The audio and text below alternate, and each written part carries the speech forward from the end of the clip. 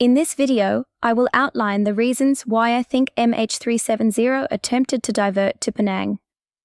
The evidence for this is provided by the military primary radar data from Kota Bharu and Butterworth radar facilities, which showed the aircraft flew over the waypoint Ender. The significance of this is that Ender is part of the standard instrument arrival procedure known as the BIDMA 1 Alpha arrival. This waypoint is not an en route waypoint, but rather a part of a standard instrument arrival for aircraft approaching Penang Airport from the east. The waypoints BIDMO, Puka and Ender are all part of the standard arrival for Penang's runway 04. And if you overlay the flight path of MH370 recorded by the primary radar at Butterworth Air Force Base, it shows MH370 flew almost directly over waypoint Ender, perhaps in preparation for a landing on runway 04 at Penang. We will look closely at the waypoints that MH370 flew over as it approaches Penang and see how much correlation there is between its actual flight path and the charted instrument arrival procedure for Penang. This is the ILS approach chart for Penang's runway 04. Although the current ILS approach chart for Penang's runway 04 has changed, the chart shown here was current at the time of MH370's disappearance in March 2014. The ILS, or Instrument Landing System, provide pilots with lateral guidance to align the aircraft up with the runway and vertical guidance to descend the aircraft safely down to a height of 200 feet above the runway from which a landing by the pilot can be made once they have the runway sighted. On this slide, the waypoint Ender and the ILS waypoint Delta 7.0 IPG and Delta 7.8 have been overlaid on Google Earth. The ILS chart for Penang runway 04 has been provided to make a comparison of the charted instrument procedure that pilots fly for this approach. The ILS chart provides a course reversal procedure at waypoint Delta 7.0 IPG on an outbound course of 267 degrees. After tracking outbound on 267, a 180-degree turn is made to track inbound on a course of 087 until the inbound course of the ILS's localizer is intercepted. Once intercepted, the pilot then flies along the ILS localizer towards the runway, following the vertical guidance of the ILS's glide slope until the runway is in sight from where a landing can be made.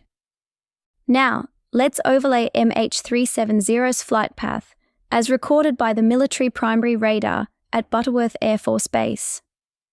It clearly shows that MH370 flew over Ender, a waypoint on the standard arrival procedure for Penang's runway 04, directly to waypoint Delta 7.0 IPG, and flew the outbound course 267. It did not, however, make the 108-degree turn for the course reversal to track inbound 087 to intercept the localizer for Penang's runway 04. Consequently, the landing at Penang could not be made and the aircraft continued flying into the Malacca Strait.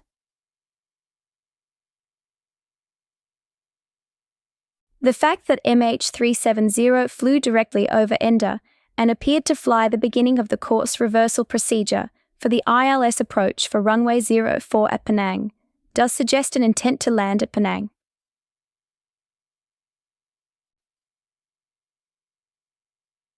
So how do we know that it was MH370 that was tracked by Butterworth? Let's answer this by recapping the events from departure to the waypoint IGARI.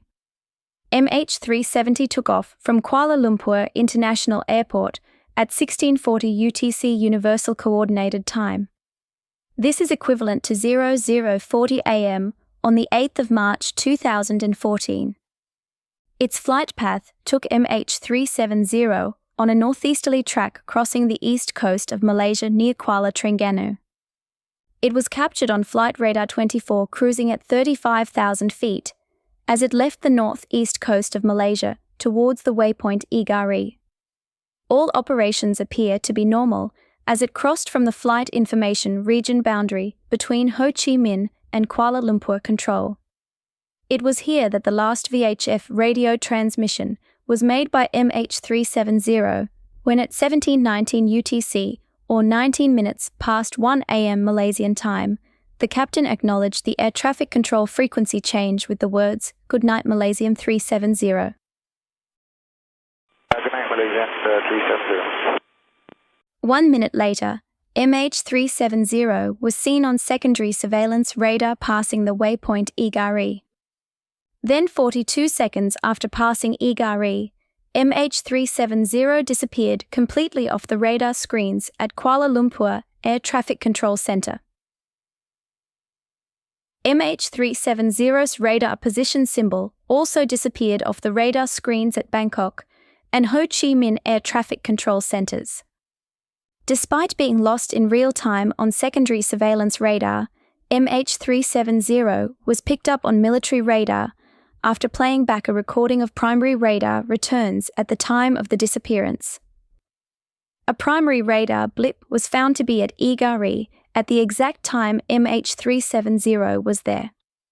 Although primary radar returns do not have a means for positively identifying their targets, this primary radar blip is assumed to be MH370 because there were no other aircraft due to be at IGARI at that time but MH370 itself.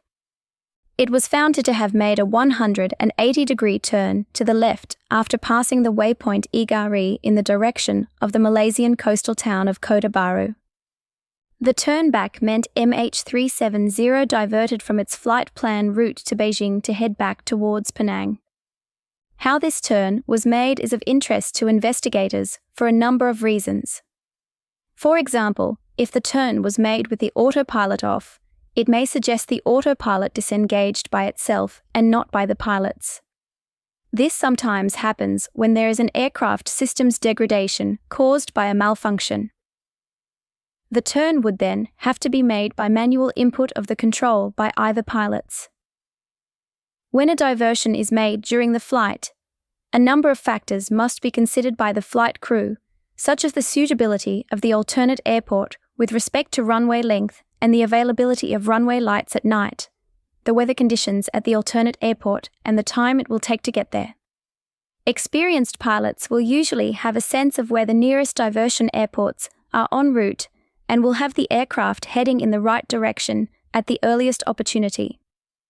If the turn was made with the autopilot engaged, then this would suggest MH370 was operating normally. Aircraft flying at 35,000 feet operate in a narrow band between the aircraft's stall speed and its maximum operating speed. For this reason, pilots very rarely fly airliners manually at these altitudes, preferring to leave the autopilot on. This is how the turn after IGARI would look like with the autopilot conducting the turn.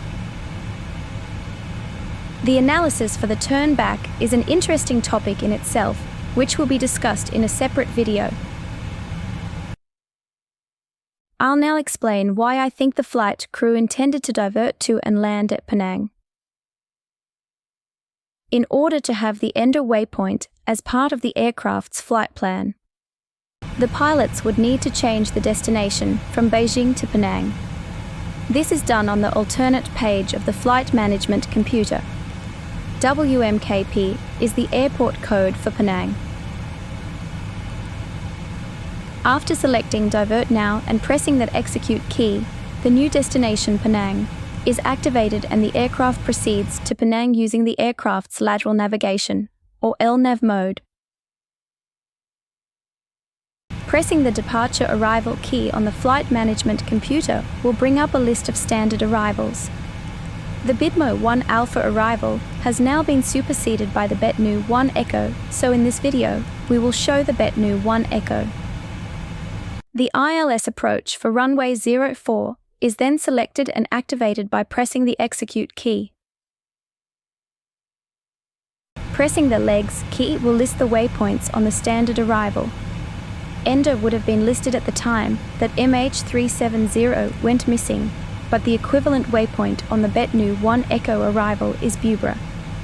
To go direct to Bubra, the pilots would select Bubra and place it in line select key position left 1.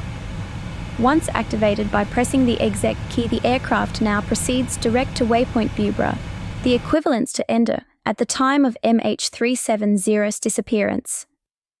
As you can see, changing the destination from Beijing to Penang in the flight management computer and selecting the runway and approach for the arrival requires cognitive processing by the pilots. It also shows intent and a commitment by the pilots of MH370 to proceed to Penang to land there. The fact that MH370 flew directly over Ender, as well as the beginning of the course reversal for the runway 04 ILS approach, could suggest that the pilots had intended to divert to Penang and land there after the turn back from waypoint IGARI. Why would MH370 divert from its flight plan to turn back towards Penang after waypoint IGARI? And why didn't MH370 eventually land there at Penang? The possible reasons for both of these questions from a pilot's perspective will be discussed in another video.